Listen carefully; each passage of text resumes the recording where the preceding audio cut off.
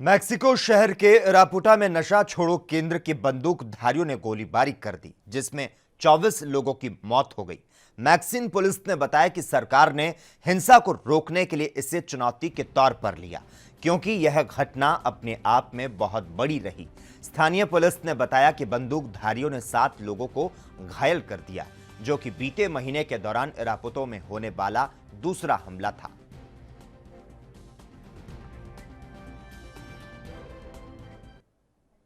भारत के साथ जारी विवाद के बीच नेपाल में राजनीतिक घटनाक्रम तेजी से बदल रहा है। नेपाल के प्रधानमंत्री केपी शर्मा ओली ने कैबिनेट बैठक से पहले राष्ट्रपति विद्या भंडारी से मुलाकात की और इसके बाद आपात कैबिनेट बैठक में मौजूदा बजट सत्र को रद्द करने का फैसला किया गया।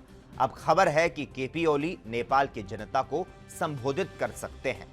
आपको बता दें, भारत के साथ नक्शा विवाद होने के बाद से पार्टी में केपी ओली के खिलाफ माहौल बनना शुरू हो गया था। पार्टी के नेताओं ने पहले केपी ओली से प्रधानमंत्री पद से इस्तीफा देने को कहा और फिर पार्टी प्रमुख पद छोड़ने की बात कही। जिस वक्त केपी ओली राष्ट्रपति से मुलाकात कर रहे थे, तब कम्युनिस्ट पार्टी की स्टैंडिंग कमेटी की बैठक उनकी गैर मौजूदगी में जारी थी।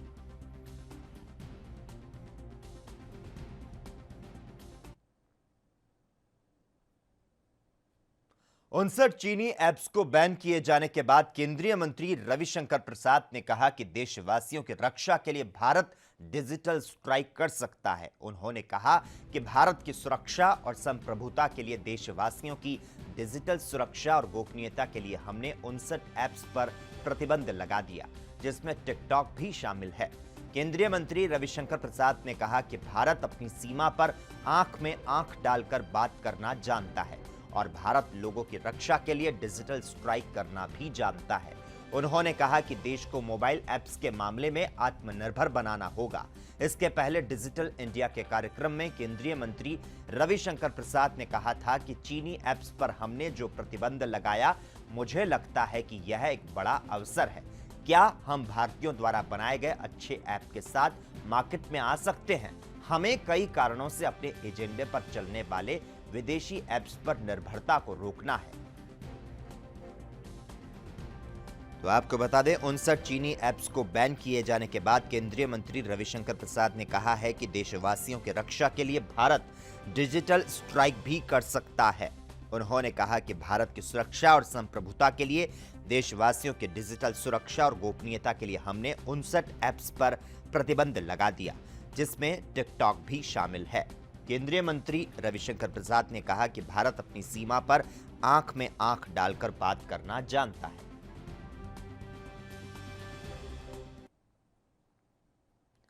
बीजेपी नेता कविंदर गुप्ता ने भारत चीन सीमा के विवाद और चीनी ऐप्स के हटाए जाने के बाद बयान दिया। उन्होंने कहा कि चीन के साथ भारत के रिश्तों में खटास है और उन्होंने क्या कुछ कहा, आइए सुनते हैं। मोदी जी ने कोरोना संकट के दौरान ये बात कही थी। हम इस संकट को अवसर के रूप में समझेंगे और ये हुआ भी। चाइना जिस प्रकार से हम डिपेंडेंट थे पूरी तरह से, बहुत से ऐसे 59 ऐप्स, और ये बहुत बड़ी बात है, लेकिन इस सभी से जो चाइना के साथ हमारे रिश्ते आजकल, उसमें खटास भी चल रही है और उसके साथ ही ये जो एक मौका मिला है हमें, तो उसमें भारत सरकार ने सभी को, चाहे वो स्टील के क्षेत्र में सेल को कहा है, ये जो अपना मेडिकल के क्षेत्र में एम्स को कहा है, इसी तरह से डीआरडीओ के माध्यम से अपने जो रिसर्च हैं उससे नई नई चीज़ें और नई नई बातें उत्पन्न होंगी। और हमारे हिंदुस्तान के बच्चे, हमारा हिंदुस्तान का नौजवान नासा में जाकर के काम कर सकता है, दूसरे देशों में जाकर के आईटी को डेवलप कर सकता है, तो यहाँ क्यों नहीं। ये इस संकट से जो अवसर प्रदान होगा, निश्चय उससे बहुत से ऐसे जिसमें हम भारतीय, हम जिसको स्वदेशी की बात करते हैं, उससे। वहीं आरजेडी नेता शिवानंद तिवारी ने कहा कि चीन ऐप बंद होने से सहमत नहीं है। चीन से कई चीजें हम मंगवाते हैं, उस पर हम पूरी तरह से डिपेंड हैं। चीन से हमारा यातायात बड़ा है, अचानक चीन के साथ व्यापार खत्म नहीं कर सकते। इस बात से सहमत नहीं है, इसलिए नहीं सहमत है कि दोनों चीजें एक साथ नहीं हो सकती। अब ये स्थिति ऐसी हो गई है, चीन के साथ हमारा जो रिश्ता है, व्यापार का भी रिश्ता है, वो उसका पलड़ा जो है चीन की तरफ झुका हुआ और काफ़ी झुका हुआ है। लेकिन चीन से जो हम चीज़ मंगाते हैं उस पर हम डिपेंडेंट भी हैं। हमारे यहाँ की जो दवाइयाँ हैं उसका बड़ा हिस्सा जो है उसके रॉ मटेरियल का चीन से हमारे यहाँ आता है। बहुत सारा इन्वेस्टमेंट और जितना स्टार्टअप है, स्टार्टअप कंपनियां हैं इस देश की, उसमें अधिकांश में उन्हीं का निवेश है।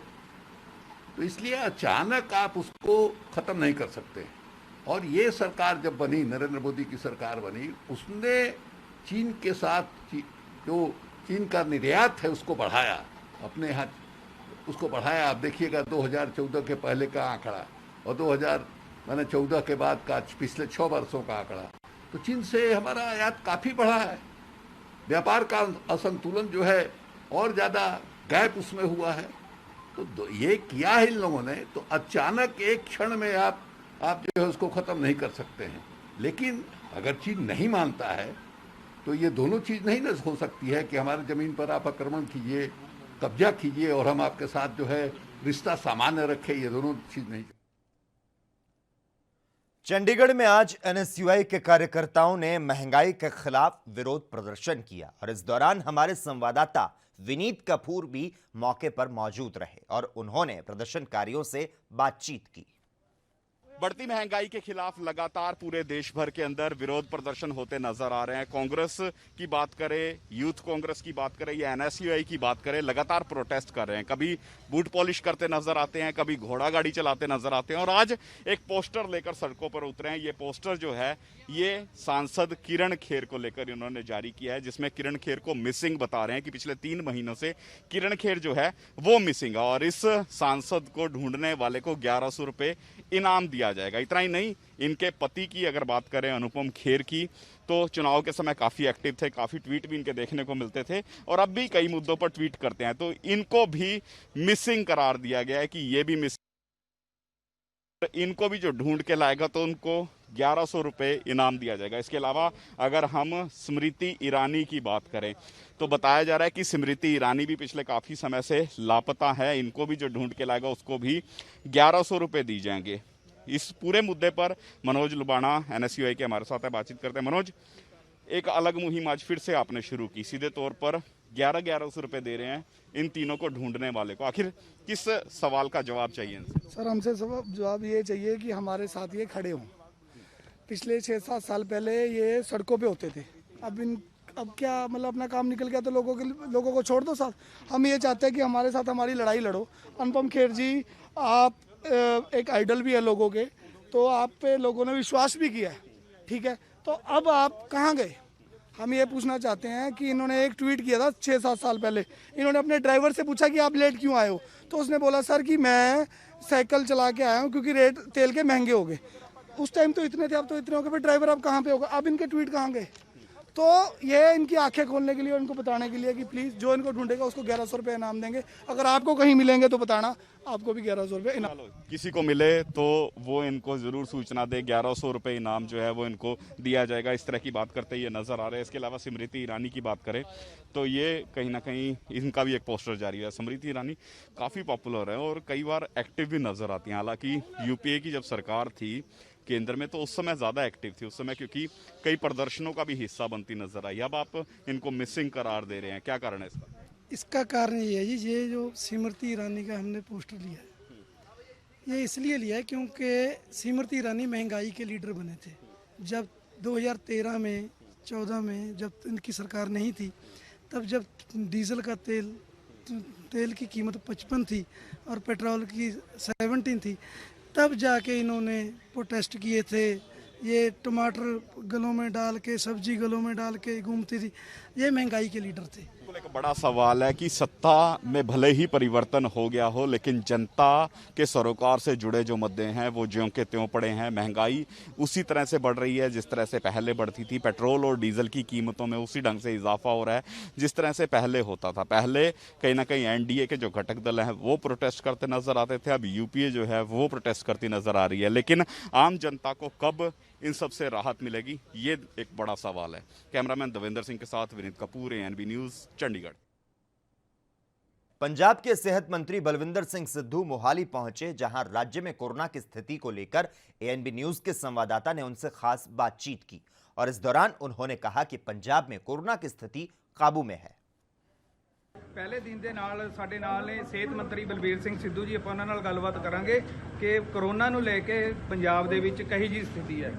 ਅੱਗੇ ਦੇਖੋ ਪੰਜਾਬ ਦੇ ਵਿੱਚ ਸਥਿਤੀ ਕੰਟਰੋਲ ਥੱਲੇ ਹੈਗੀ ਆ, ਲੇਕਿਨ ਇਹ 'ਚ ਕੋਈ ਹੋਰ ਨਹੀਂ ਕਿ ਲਾਕਡਾਊਨ ਖੁੱਲ੍ਹਿਆ ਉਸ ਤੋਂ ਬਾਅਦ ਥੋੜੀ ਗਿਣਤੀ ਵਧੀ ਆ, ਪਰ ਗਿਣਤੀ ਵਧਣ ਦੇ ਨਾਲ ਰਿਕਵਰੀ ਰੇਟ ਵੀ ਬਹੁਤ ਜ਼ਿਆਦਾ ਅੱਛਾ ਹੈਗਾ।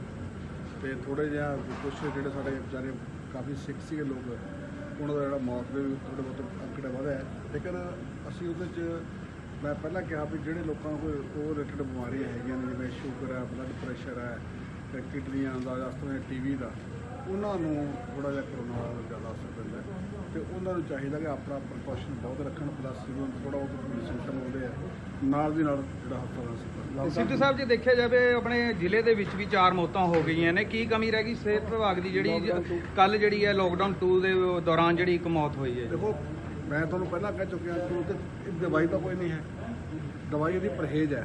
ਜਿਹੜਾ ਬੰਦਾ ਪਰਹੇਜ਼ ਕਰ ਲੂਗਾ, ਬਾਹਰ ਘੱਟ ਨਿਕਲੂਗਾ, ਲੋਕਾਂ ਨਾਲ ਮਿਲਣ ਤੋਂ ਪਰਹੇਜ਼ ਕਰੂਗਾ ਤੇ ਆਪਣਾ ਜੋ ਗਾਈਡਲਾਈਨ ਜਾਰੀ ਕੀਤੀ ਉਹਨਾਂ 'ਤੇ ਅਮਲ ਕਰੂਗਾ, ਬਚੂਗਾ।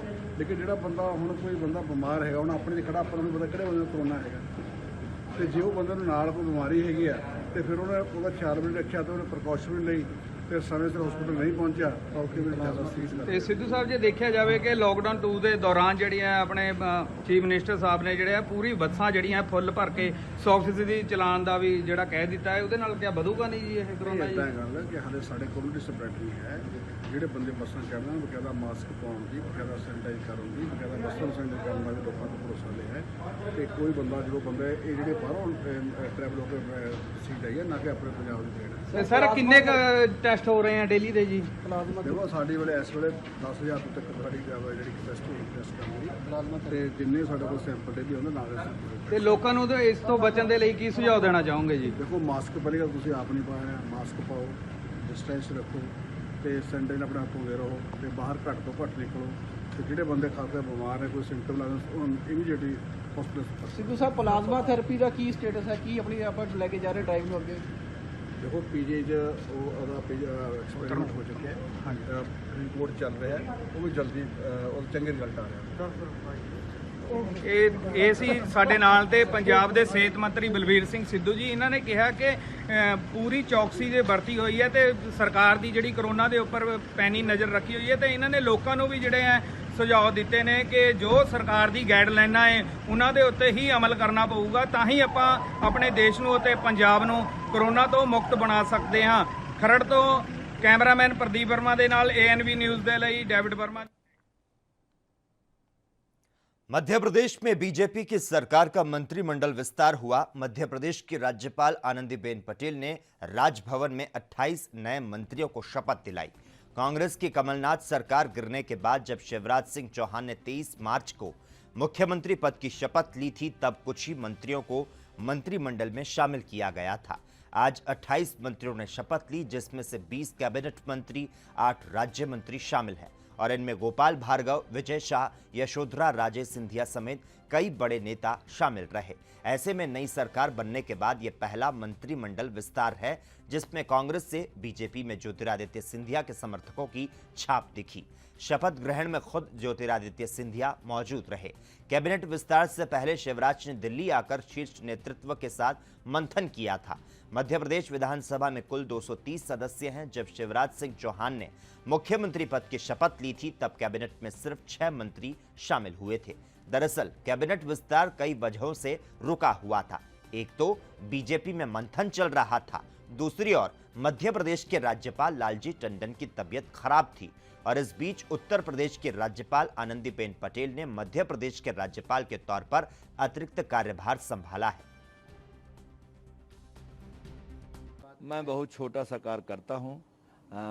देश के केंद्रीय नेतृत्व ने, प्रदेश के नेतृत्व ने जो मुझे छोटे कार्यकर्ता को जिम्मेवारी दी है, मैं उसका पार्टी की दिशा निर्देशों पर चलकर पूर्णतः पालन करूंगा और जहां जो जिम्मेवारी दी जाएगी उसका अक्षर से निर्वहन करूंगा।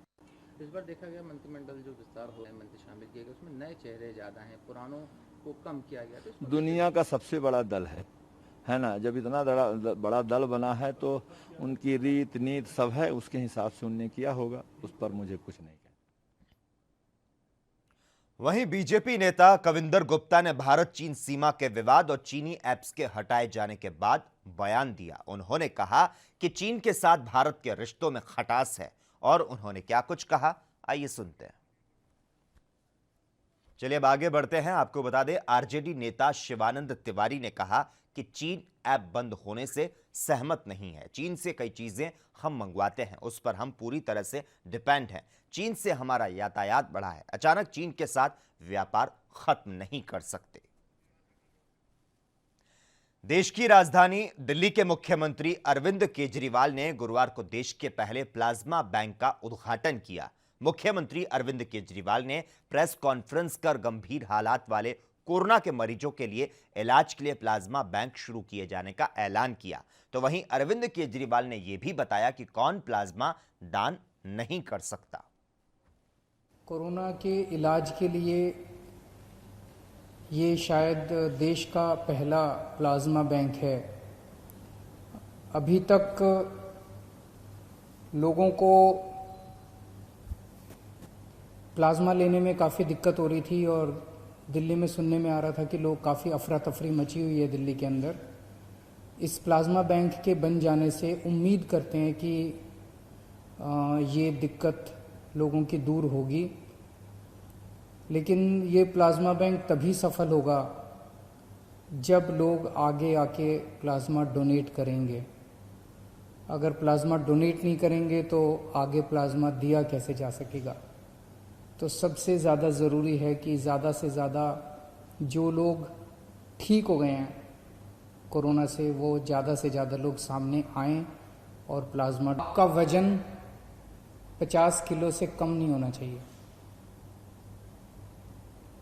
महिलाएं जो जिंदगी में कभी भी एक बार भी कभी प्रेग्नेंट हुई वो नहीं दे सकती। जो लोग जिनको शुगर की बीमारी है और जो इंसुलिन लेते हैं या जिन लोगों की शुगर स्टेबल नहीं है वो नहीं दे सकते। जिनको हाइपरटेंशन की बीमारी है या बीपी 140 के ऊपर है वो नहीं दे सकते। जो कैंसर सर्वाइवर्स हैं वो नहीं दे सकते। जिनको क्रोनिक किडनी, हार्ट, लंग या लिवर की बीमारी है वो नहीं। केंद्रीय मंत्री मुख्तार अब्बास नकवी ने कहा कि कांग्रेस महासचिव प्रियंका गांधी के घर खाली करवाने को लेकर दिए गए नोटिस को पॉलिटिकल रूप से नहीं देखना चाहिए। तो साथ ही उन्होंने कांग्रेस की तरफ इशारा करते हुए कहा कि वो खुद अकल के दुश्मन बन चुके हैं। और उन्होंने क्या कुछ कहा, आइए सुनते हैं। अब तो जनता यही पूछ रही है कि अब और घर का तेरे कितना हम सम्मान करें, तुम्हें करें, तेरे बच्चों को भी सलाम करें। तो जनता तो ये आज पूछ रही है। अब जिन कारणों से हुआ वो कारण अब है नहीं, सिक्योरिटी के रीज़न से, सिक्योरिटी का एसपीजी जो कवर था उसके रीज़न से, तो इसको पॉलिटिक्स में, पॉलिटिकल रूप में देखना ही नहीं चाहिए। एक सामान्य सी जो प्रक्रिया है वो है तमाम बीजेपी के लीडर्स और तमाम बीजेपी के नेताओं को भी घर भी खाली करने पड़े और जो भी सुरक्षा एजेंसियों ने तैयारियां की हैं उसके हिसाब से क्या इस पर भी पॉलिटिक्स। सर देखिए, कबीरदास जी का एक बहुत ही मशहूर दोहा है कि जिनमें जितनी बुद्धि है तितनो देत बताए, वाको बुरा ना मानिए और कहाँ से लाए। तो आज की तारीख में ये है कि ये खुद अकल के दुश्मन बन गए हैं। जिस वक्त कोरोना को लेकर के पूरा विश्व कन्फ्यूज़न में था, कोरोना की तैयारियों को लेकर कन्फ्यूज़न में था, प्रधानमंत्री नरेंद्र मोदी जी जनवरी से ही देश में कोरोना के कहर की जो मार है वो कम से कम हो, लोग कम से कम प्रभावित हो, उसकी तैयारियां। वहीं कांग्रेस के प्रदेश अध्यक्ष अजय कुमार लल्लू ने कहा कि यूपी सरकार कोरोना को लेकर लोगों को गुमराह कर रही है। अस्पताल के बाहर मरीजों के साथ गंदी तरह से व्यवहार किया जा रहा है। तो साथ ही उन्होंने कहा कि कोरोना जांच के आंकड़े बहुत कम हैं। कोरोना की जो तैयारी होनी चाहिए वो नहीं है। मौत का आंकड़ा यूपी में लगातार बढ़ता जा रहा है। सरकार जनता के साथ धोखा कर रही है। लेकिन लगातार जिस तरह उत्तर प्रदेश की सरकार और इनके अधिकारी लोगों को गुमराह कर रहे हैं कोविड के जांच के मामले में, जहां एक तरफ किसी भी अस्पताल के बाहर चले जाइए वहां जिस तरह मरीजों के साथ व्यवहार किया जा रहा है, जांच की जो गति है वो 23 करोड़ की जनता में मात्र जो सरकार बोल रही है कि 21,000 से 25,000 जांच कर रहे हैं, निश्चित रूप से अपने आप में भी बहुत ही कम संख्या का अनुपात है। जहां तक इस लड़ाई के अभियान में जो तैयारी होनी चाहिए थी, अभी तक सरकार ने ऐसे कोई भी काम नहीं किए जिससे इसके बचाव के ठीक ढंग से उपाय हो सके। जहां पेशेंट भर्ती भी हैं वहां की स्थिति और भी दयनीय है। बहुत सारे वीडियो वायरल भी हो रहे हैं। मृत्यु दर उत्तर प्रदेश के 5 जनपदों में सबसे अधिक तेजी के साथ बढ़ता जा रहा है। मुझे लगता है कि सरकार केवल उत्तर प्रदेश की जनता के साथ धोखा कर रही है, उनकी भावनाओं के साथ। हिमाचल के मुख्यमंत्री जयराम ठाकुर ने कहा कि परिवहन विभाग को अपनी सेवाएं स्वयं संचालित करने की दिशा में कार्य करना चाहिए ताकि लोगों को प्रभावी और समयबद्ध सेवाएं प्रदान की जा सकें और लोगों को कार्यालय में आने की आवश्यकता ना रहे। ये बात मुख्यमंत्री जयराम ठाकुर ने परिवहन विभाग की समीक्षा बैठक की अध्यक्षता करते हुए कही। सीएम ने कहा कि हालांकि सरकार ने 100% सवारियों के साथ बसें चलाने की अनुमति प्रदान की है, लेकिन समुचित शारीरिक दूरी और मास्क का उपयोग सुनिश्चित बनाया जाना चाहिए। चालकों, परिचालकों और यात्रियों को सुरक्षा के मापदंडों का पूरा ध्यान रखना चाहिए।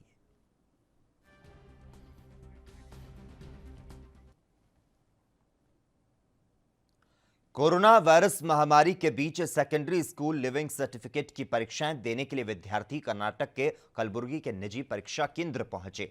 परीक्षा केंद्र में छात्रों की थर्मल स्क्रीनिंग और हाथ सैनिटाइज करवाए गए और इसके साथ ही सोशल डिस्टेंसिंग का पूरा ध्यान रखा गया।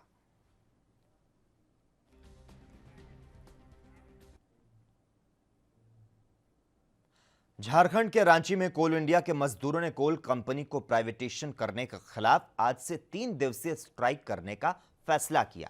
प्रदर्शनकारियों का कहना है कि हमारे पूर्व पीएम ने कोल इंडिया को राष्ट्रीयकरण किया, लेकिन केंद्र सरकार कंपनी को प्राइवेटाइजेशन करना चाहती है। पूरे मजदूरों ने मांग की है कि इसे वापस लें। 73 में जो है इंदिरा गांधी कोल इंडिया को मतलब इस कंपनी को कोल इंडिया को राष्ट्रीयकरण किया गया था। 1973 में 1973 बाइक जाके देखिए कि मजदूरों को क्या दशा था और क्या दिशा था। आज उसको देख करके हमारे पूर्व प्रधानमंत्री स्वर्गीय इंदिरा गांधी ने कोल इंडिया को राष्ट्रीयकरण किए, कोयला क्षेत्र को राष्ट्रीयकरण, जितने भी कंपनी प्राइवेट थे रातों रात 24 घंटा में राष्ट्रीयकरण करने का काम किया। आज यही केंद्र की सरकार मोदी सरकार हम मजदूरों का हक छीनना चाह रहे हैं, कंपनी को प्राइवेटाइजेशन करना चाह रहे हैं, कंपनी को बेहाल करना चाह रहे हैं। इसके खिलाफ आज पूरे 5 श्रमिक संगठन रोड पे सड़क पर उतरना पड़ गया, मजबूरन उतरना पड़ गया। राजस्थान के चित्तौड़गढ़ जिले में ऐसे कई सरकारी और अर्ध सरकारी कर्मचारी हैं जो हजारों रुपए प्रतिमाह की तनख्वाह लेने के बाद भी सरकारी खाद्यान्न की चोरी करने से बाज नहीं आ रहे। जो खाद्यान्न गरीबों को मिलना चाहिए था, यह भ्रष्ट कर्मचारी उसी की चोरी करने में जुटे हैं। जानकारी के अनुसार गरीबों को मिलने वाली सरकारी योजनाओं पर भी सरकार के बड़े बड़े अधिकारी और कर्मचारी अपनी निगाहें गड़ाए बैठे थे। गलत तरीके से अपना नाम लिखवाकर खाद्यान्न सामग्री का उठान किया जा रहा था। अब उन सभी सरकारी कर्मचारियों की जिला रसद विभाग ने छानबीन करते हुए पहचान करना शुरू कर दिया है। राजस्व विभाग ने सरकारी कर्मचारियों में 738 कर्मचारी चिन्हित किए हैं, जिसमें कि सरकारी, अर्ध सरकारी सभी लोग शामिल हैं, जिन्होंने अभी से ऑनलाइन होने के बाद 2016 से अब तक जब गेहूं उठाया उनकी ज्वाइनिंग पीरियड के बाद उसकी वसूली की जा रही है। सभी तहसीलों से हमने अभी तक 167 लोगों से तकरीबन 17 लाख रुपए की वसूली करी है और अभी भी कार्यवाही जारी है। 738 कर्मचारी हैं जो चिन्हित हैं, तकरीबन उनसे काफ़ी वसूली की जाने की उम्मीद है। और इसी के साथ ही खबर दोपहर में इतना ही, लेकिन तमाम अहम खबरों के लिए लगातार आप देखते रहिए ANB न्यूज़।